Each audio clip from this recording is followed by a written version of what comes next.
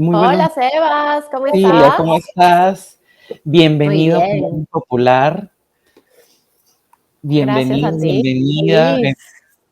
Felices, bueno, preocupados, ¿no? La situación está Bueno, caldeadísima. ¿qué Bueno, podemos hacer al respecto? No mucho. sí podemos, de hecho, y por eso mismo te he invitado para conversar sobre esa situación. Y yo, antes de iniciar la entrevista, quisiera presentar a María Cecilia Villegas. Ya la he conocido en otras oportunidades, pero es la primera vez que participa en Opinión Popular. Es egresada de la Facultad de Derecho y Ciencias Políticas de la Universidad de Lima. Obtuvo una maestría en leyes en la Escuela de Derecho de la Universidad de Duke y otra en políticas públicas internacionales en las escuelas de estudios internacionales en la Universidad Johns Hopkins. Es especialista en políticas públicas y desarrollo, dedica parte de su tiempo a la investigación, abordando temas de informalidad, pobreza, vulnerabilidad social, exclusión y género. Es directora del think tank Contribuyentes por Respeto y publica trimestralmente ensayos en el blog Foco Económico. Muy buenos días, María Cecilia. Hola Cuéntame, Sebas, ¿cómo estás? cuéntame cuáles son tus impresiones, empezando no con el anuncio del presidente a las 11:30 de la noche con que nos iba a encerrar en medio de una conmoción, sino partiendo desde el momento en que los transportistas y agricultores eh, se declararon en huelga, acataron un paro y se dieron estas manifestaciones en Huancayo. ¿Qué lectura tú le das a la situación? Bueno, lo que sucede es que el Perú es un país absolutamente informal. Este presidente representa esa informalidad. De hecho, llega al poder sostenido por los diversos grupos informales, a quienes les hizo muchas promesas durante la campaña. Es una persona que no está preparada para ser presidente, lo supimos siempre, lo anunciamos además, lo comentamos, y llega al poder y se encuentra con que el Estado peruano no es una cosa de juego, el Estado peruano no es un sindicato como el sindicato del que él proviene, y se rodea de gente que tampoco tiene las capacidades para gobernar y por lo tanto el país se le sale de las manos, ¿no?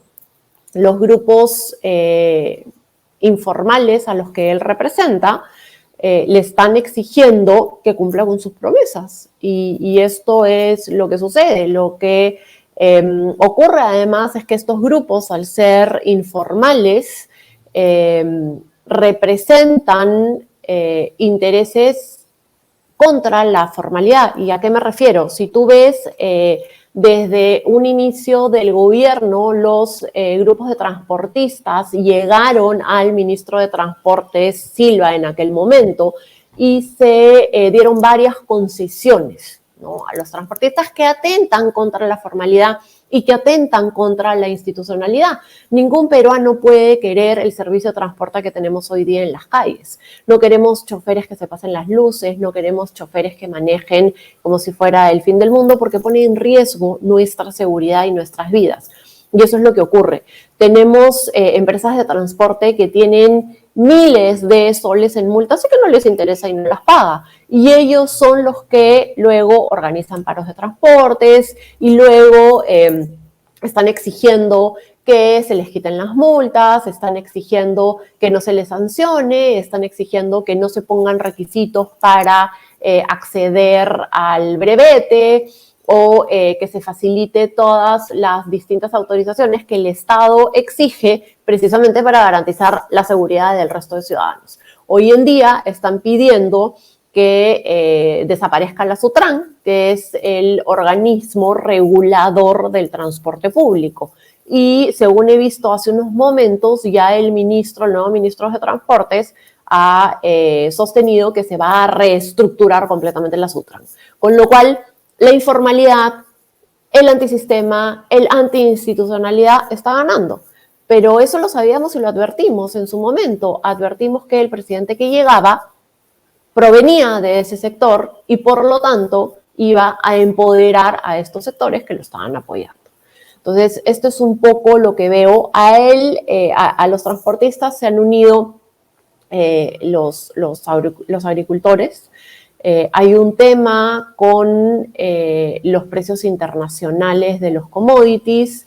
Debido a la guerra entre Rusia y Ucrania, hay un aumento en el precio del petróleo, con lo cual suben los combustibles. Al subir los combustibles, suben pues el resto de commodities, el maíz, etcétera.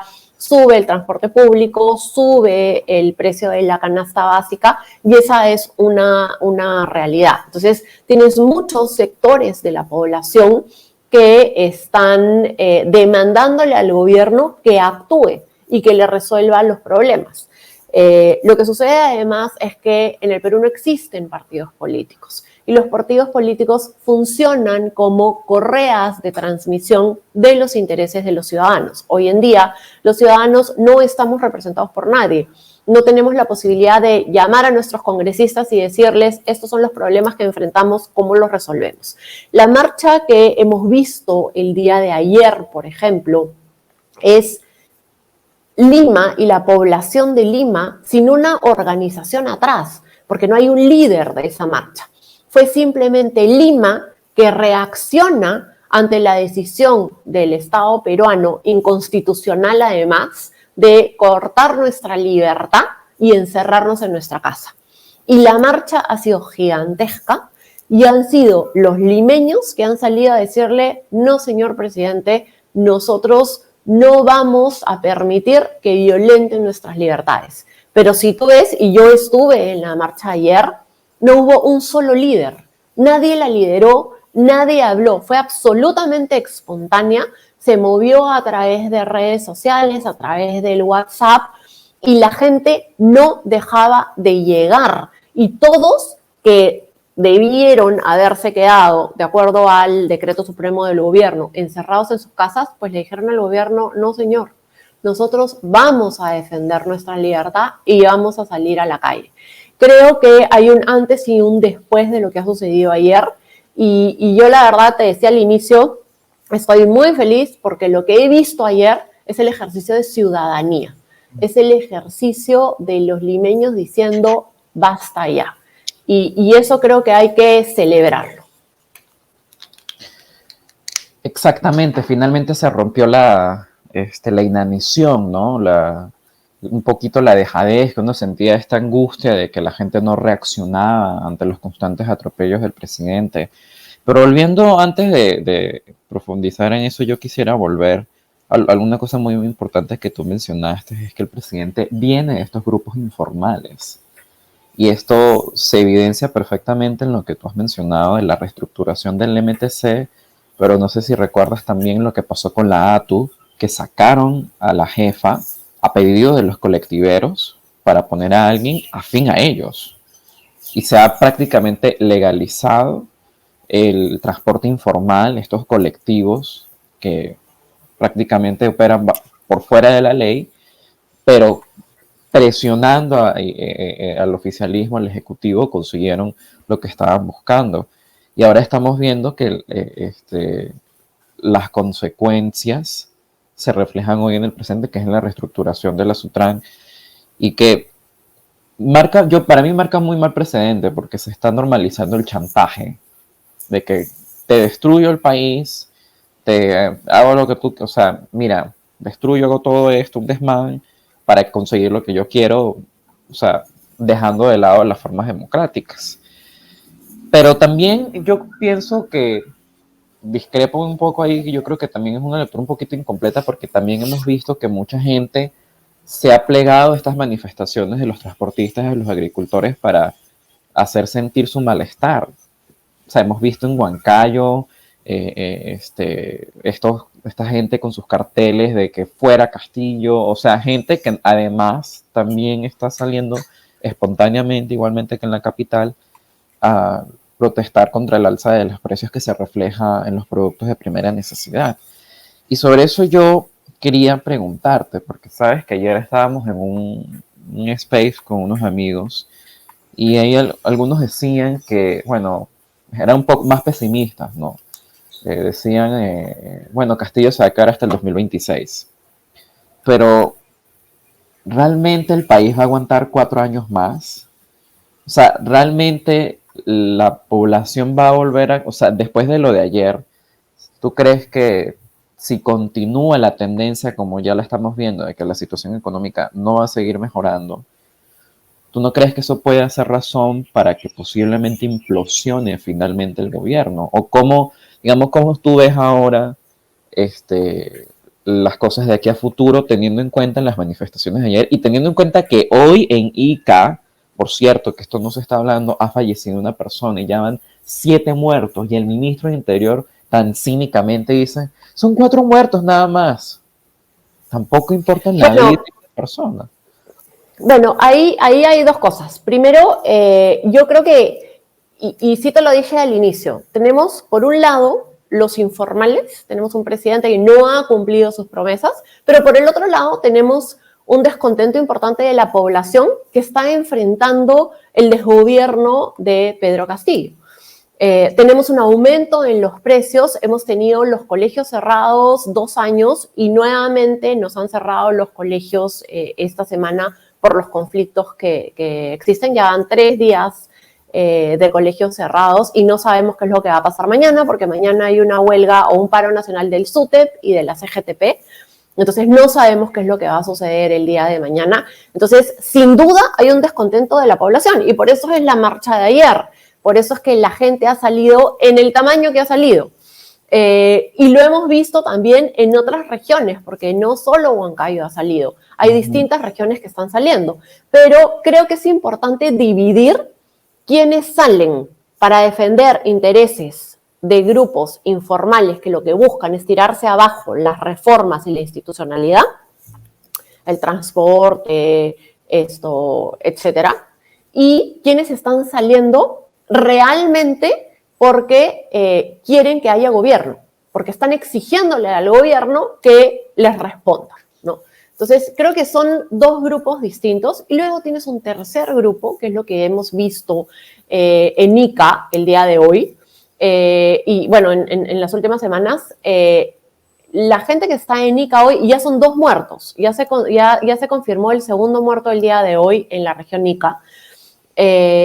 Son violentistas y son básicamente personas que tienen más un interés político que un interés gremial, si quieres, ¿no? Lo mismo ocurrió el día de ayer en la ciudad de Lima. Cuando se marchó hasta el Congreso de la República, la gente fue a manifestarse pacíficamente. Hacia el final de la jornada, te diría que alrededor de las 6 de la tarde, aparecieron estas personas, y te lo digo porque yo estuve ahí, que traían piedras, que estaban destruyendo los ladrillos que están en las veredas y en los jardines de las calles, y que comenzaron a tirar piedras, ¿no?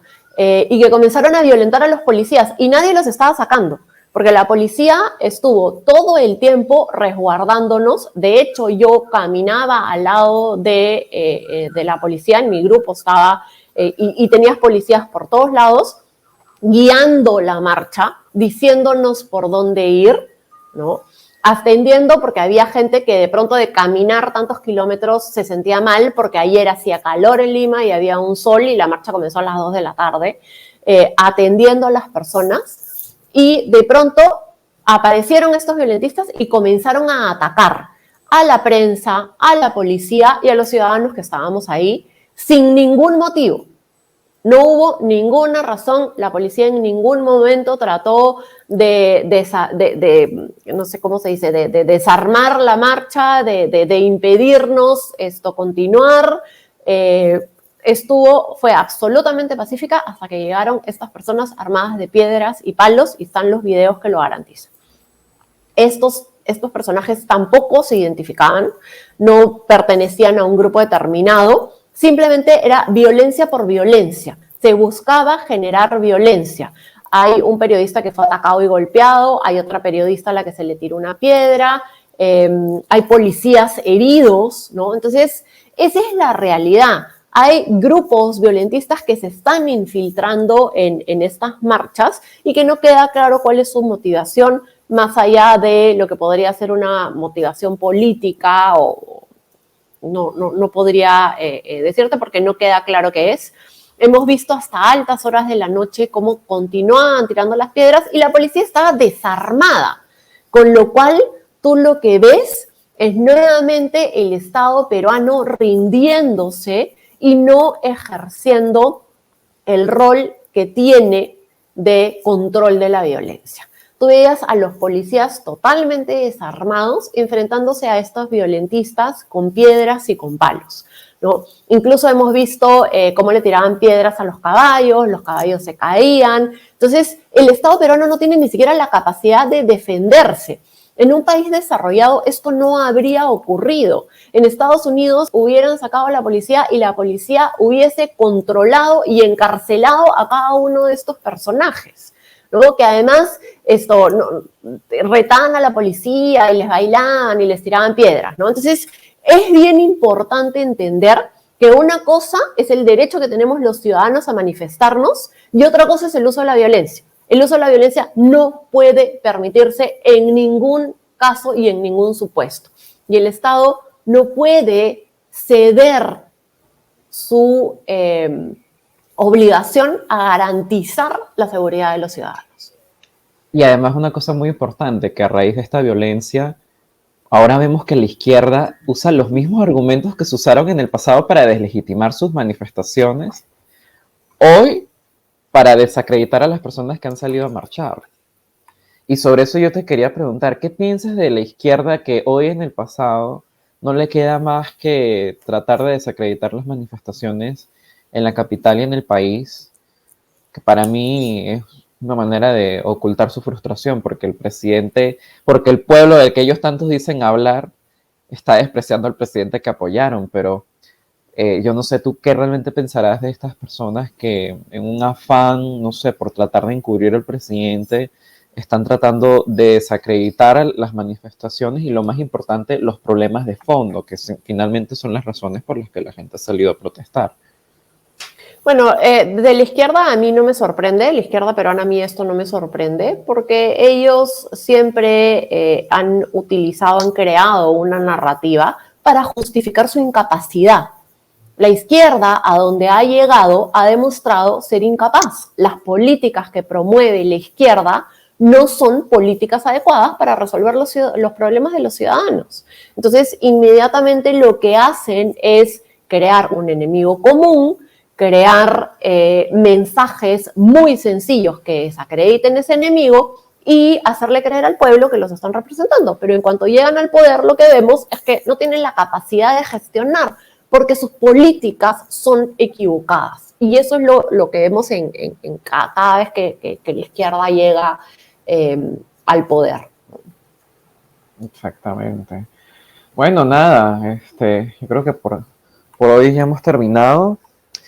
No sé con qué quisiera cerrar, algún mensaje, algún comentario, algo que tú quieras comentar a raíz de esta situación. ¿Qué crees que debería hacer la oposición? Más bien, esa sería mi última pregunta. ¿Qué crees que debería hacer la oposición que hay? Porque sí hay algunos ejemplos en este contexto para, bueno, tratar de sacarnos de esta crisis, ¿no?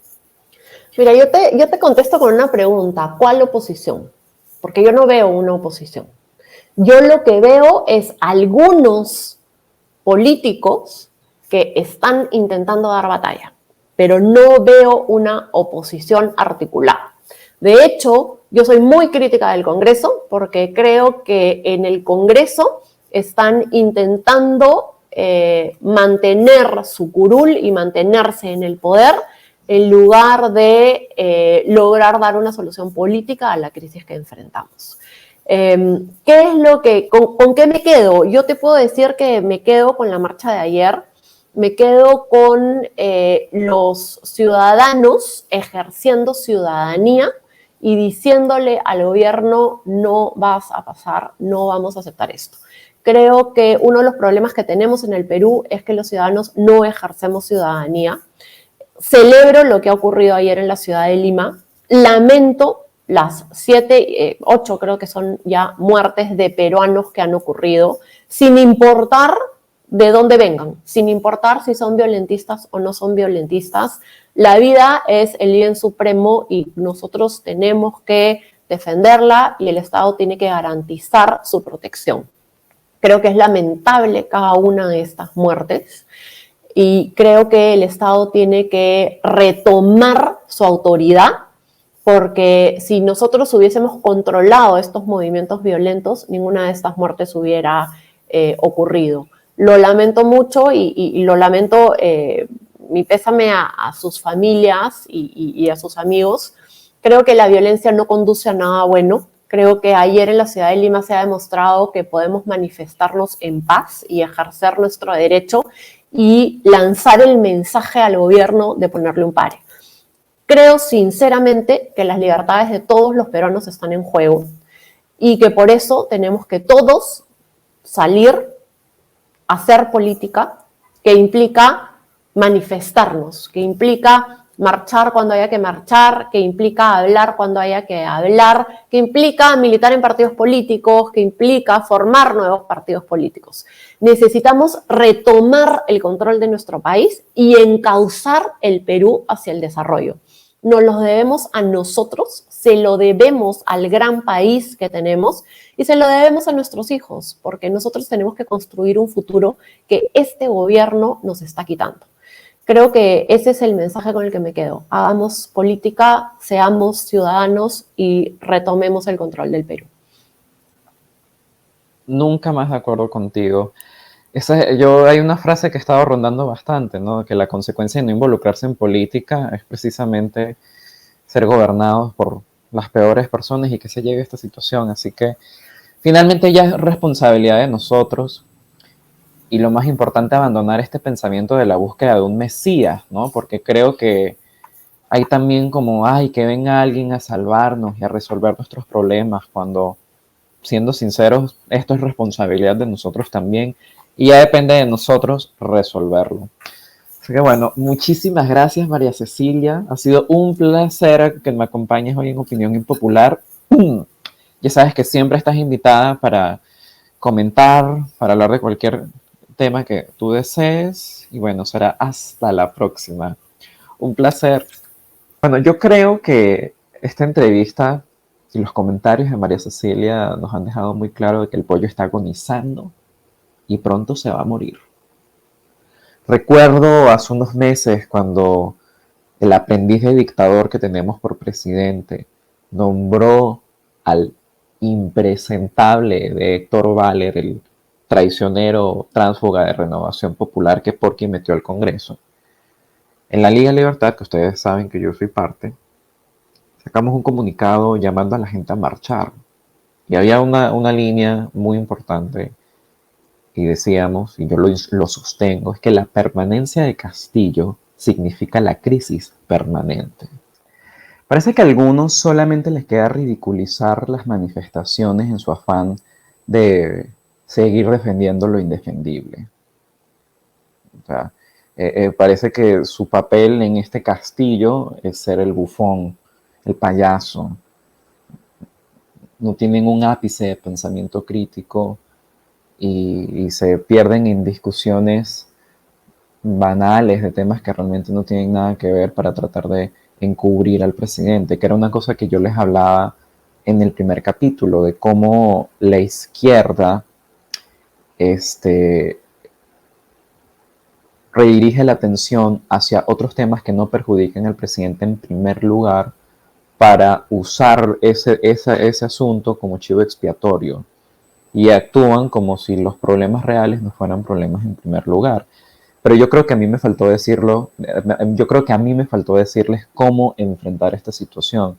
Y lo más importante es que no pisen el palito, no caigan en la trampa. Cuando ustedes vean a esta gente diciendo que solo los blancos salen a marchar, a todas estas personas que han tratado de, bueno, que se burlan de las manifestaciones en Lima y en otras partes del país, no les sigan el juego, no les respondan. Háganles la ley del hielo, porque lo que ellos están buscando precisamente es que no le reclames al gobierno y les reclames a ellos.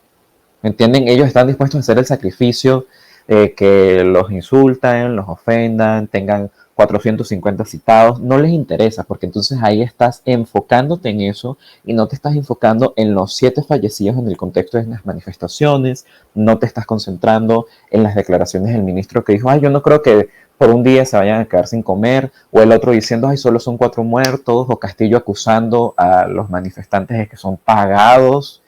¿Me entienden? Eso es lo que ellos están buscando, que no te enfoques en el problema de fondo. No se pierdan en estas discusiones con la izquierda porque no van a ganar. Créanme, son temas tan subjetivos que ahí no hay ganador. Ellos ganan en el instante en que te metes en una discusión y te enfrascas en ese tema olvidándote de cuál es la verdadera razón por la que tú estás manifestando tu descontento con este gobierno. No pierden su tiempo, de verdad. No caigan en la trampa. Ellos solos se están desacreditando, defendiendo lo indefendible. Que haya una minoría violenta, porque la hay, no desacredita las razones de fondo por las cuales la gente está saliendo a protestar. Ellos dicen, ay, es que estos pitucos están haciendo cacerolazos, se inventan cualquier estupidez, pero ellos no quieren hablar de las pérdidas económicas que causó haber declarado este toque de queda el día de ayer. Lo dijimos en la entrevista con Daniela y con Camila, se han perdido en un solo día que se deja de trabajar, se pierden 928 millones de soles. ¿Y saben quiénes son los más afectados? Los más pobres. La clase media puede aguantar, porque obvio. Pero la casera del mercado, los que venden frutas, los que tienen su puestito, que viven de al día, no pueden dejar de trabajar.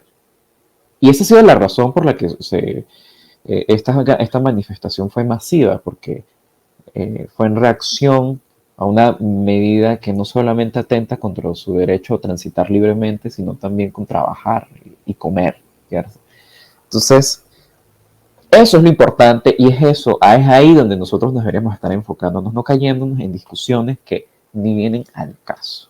Yo creo que a estas alturas ya es clarísimo de que la permanencia de Castillo en el poder es insostenible. El país no va a resistir 4 años más de crisis continuas. Hoy, por esos azares del destino, hemos visto que 2 extremos opuestos han coincidido. La República y Expreso han sacado en su portada nuevas elecciones ya. Y es el único camino. Porque como bien lo dijo María Cecilia en la entrevista, y yo estoy de acuerdo, no hay una oposición articulada. Y desde que estalló el escándalo de los niños, Acción Popular, queda claro que las mafias llegan hasta el Congreso de la República. Siempre voy a defender la institucionalidad del Congreso, pero tampoco me piden que defienda lo indefendible y a personajes como los que habitan en ese hemiciclo. Esto, sin embargo, no significa que yo me voy a prestar a la comparsa de quienes piden el cierre del Congreso para hacerle un favor a Castillo y así se puede hacer del poder absoluto. Pero lo cierto es que sí hay una oposición en el Congreso que, bueno, más que oposición termina siendo funcional al Ejecutivo y que todos estos meses ha solapado la corrupción del presidente con la excusa tonta de por la gobernabilidad. ¿Hay en este momento gobernabilidad? Porque esto no solamente es responsabilidad del presidente, también es responsabilidad de los congresistas que le dieron su voto de confianza a ese gabinete. Ahora no se quieren lavar las manos y quieren ser unos oportunistas. Ay, que yo siempre he sido opositor al gobierno. Sigrid Bazán, Dios mío, es que usted no tiene sangre en la cara, no le corre sangre. Usted es una cínica. Yo nunca, ¿cómo fue que dijo? Yo nunca he sido aliada de Castillo. O sea, le tenemos que poner las fotos, todos los tweets donde defendió a Castillo, sus intervenciones en el hemiciclo. O sea, ahora se quieren desentender, ¿no? Ahora dicen, ay, no, yo no voté por él. ¿Y cómo ganó? O sea, Internet no olvida. Si quieren, le sacamos todos los tweets donde ustedes alentaban a votar por Castillo.